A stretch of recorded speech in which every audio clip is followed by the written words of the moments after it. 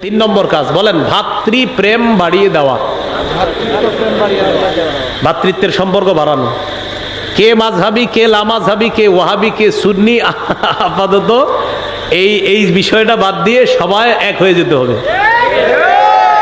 শোনেন, কিছুদিন পরে আবার না হয় আমরা শুরু করলাম যে ভাই শোনো, এবার হাত কোথায় বানবা, কদিন পরে শুরু করি। কখন? আগে আমাদের ঘোড়াটা মজবুত করে নি।